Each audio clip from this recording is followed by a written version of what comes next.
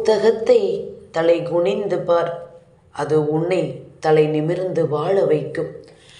வேல்வேல் முருகா, வேல் முருகா. என் அன்பின் பிரியமே, இன்று இந்த தேய்பிறை சஷ்டியில் இந்த கந்தன் என்னை கண்டு என் வேலை உடனடியாக தொட்டுவிட்டு வந்தாயல்லவா? என் பிள்ளையே, பேரதிர்ஷ்ட நாளில் பேரதிர்ஷ்டம் என்றால் என்னவென்று உனக்கு காண்பித்து கொடுக்க உன் அப்பன் வந்திருக்கின்றேன். கந்தன் மீது நீ கொண்ட நம்பிக்கை உனக்கு இன்று மிக பெரிய பலனை கொடுக்க போகின்றது. என்ன வேண்டும் என்று என் முன்னால் நின்று கொண்டிருந்தாயோ அந்த வேண்டுதல் உன் வாழ்க்கையாக மாறப்போகின்றது. எதை நினைத்து என் பிள்ளை என்னிடத்தில் வந்தாலும் அதையே உன் வாழ்க்கையாகவும் நீ வேண்டி விரும்பி நின்ற நல்ல விஷயமாகவும் உனக்கு மாற்றி கொடுக்க வேண்டிய பொறுப்பு இந்த கந்தனுக்கு இருக்கிறது என்பதனை நீ புரிந்து கொள்ள வேண்டும்.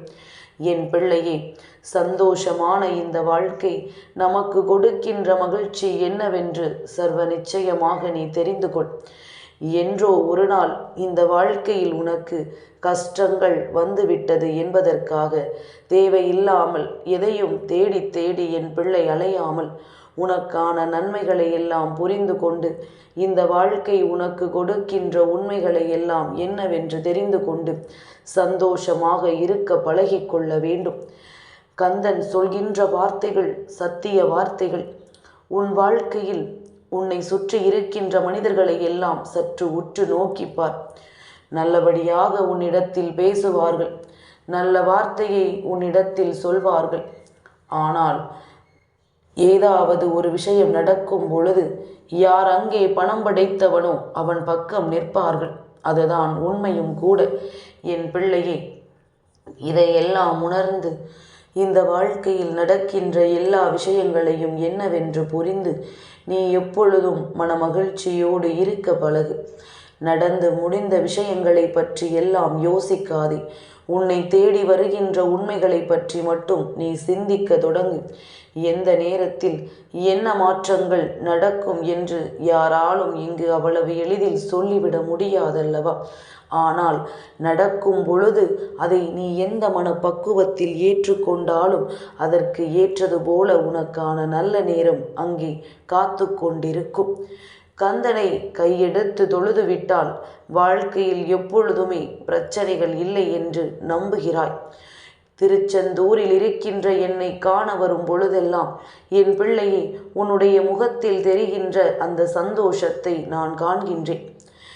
எப்பொழுது என்னை காண வந்தாலும் கூட்ட நெரிசல் என்று என் பிள்ளை சிக்கி தவித்து எப்படியும் அப்பனை காணாமல் சென்றுவிடக் கூடாது என்று சொல்லி நீ அங்கே நின்று கொண்டிருக்கின்ற உன்னுடைய அந்த அன்பை பார்க்கும் பொழுது அப்பனுக்கு மெய் சிலிர்த்து போகின்றது.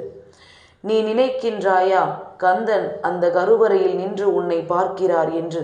நிச்சயமாக கிடையாது.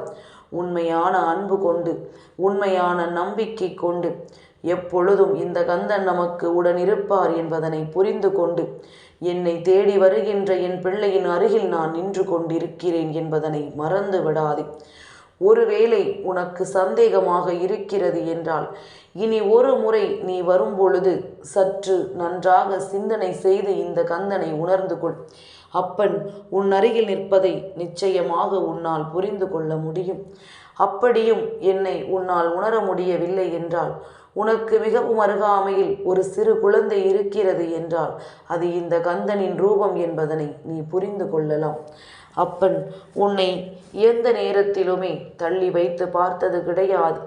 பணம் அதிகமாக கொடுத்து என்னை காண வருகின்ற பிள்ளைகளை நான் மடியில் தூக்கி வைத்ததும் கிடையாது. பணம் இல்லாமல் கடைசியில் என்னை கஷ்டப்பட்டு தேடி வந்து நிற்கின்ற பிள்ளையை நான் கீழே விட்டதும் கிடையாது. எல்லோரும் என்னுடைய குழந்தைகள். எல்லோரையுமே நான் சரிசமமாக தான் பார்ப்பேன். ஆணவத்திலும் தன்னிடம் இருக்கிறது என்ற அதிகாரத்திலும் என்னை தேடி வருகின்றவர்களை நான் ஒருபொழுதும் என்னவென்று கூட திரும்பி பார்த்தது கிடையாது என்பதனை நீ புரிந்து கொள். ஏனென்றால் நான் அவர்களை பார்த்து விட்டேன். ஆனால் அது நிச்சயமாக அவர்கள் வாழ்க்கையில் மேலும் பல சந்தோஷங்களை அவர்களுக்கு கொடுக்கும். அப்படியானால் அவர்கள் எண்ணியது சரி என்று நினைத்து விடுவார்கள் அல்லவா? நாம் இப்படித்தான் இனி கந்தனை வணங்கச் செல்ல வேண்டும் என்று நினைத்து விடுவார்கள் அல்லவா? அப்படி ஒரு விஷயத்தை அவர்களுக்கு நடத்தி கொடுக்காமல் இந்த கந்தன் எப்பொழுதுமே தன்னுடைய வாழ்க்கையில் இருக்கின்ற நல்ல விஷயங்களை சரியாக செய்து கொடுக்க வருகிறான் என்பது எல்லோருக்கும் புரிய வேண்டும். தவறு செய்தவன் எவனாக இருந்தாலும் கந்தனிடத்தில் இருந்து தண்டனை கிடைக்கும் என்பது நினைவில் இருக்க வேண்டும். என் பிள்ளையை, இந்த கந்தன் இந்த நாளில் உன் முன்னால் பேசிக் கொண்டிருக்கின்ற இந்த நொடி உன் வாழ்க்கையின் பேரதிர்ஷ்டங்கள் உன்னை தேடி வரும் என்று சொல்கிறேன் என்றால் எதையுமே காரணமில்லாமல் அப்பன் சொல்லவில்லை.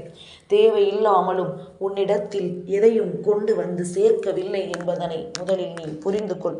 இந்த வாழ்க்கை நீ நினைத்த கஷ்டத்தை உனக்கு கொடுக்காமல் நீ எதிர்பாராத சந்தோஷத்தை சில நேரத்தில் உனக்கு கொடுக்கும்.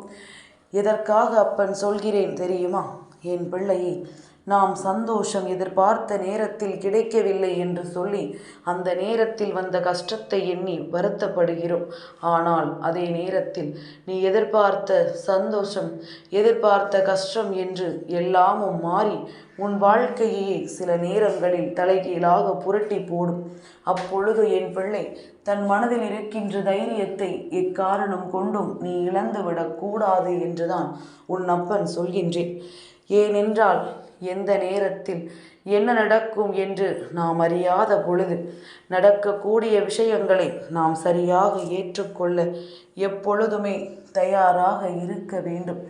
என்ன நடந்தாலும் எது வந்தாலும் இனி இந்த வாழ்க்கை உன் கைகளில் அழகாக மாறுகிறது என்பதனை நீ புரிந்து கொண்டால் போதும். யாராலும் உன்னை அவ்வளவு எளிதில் வீழ்த்திவிட முடியாது.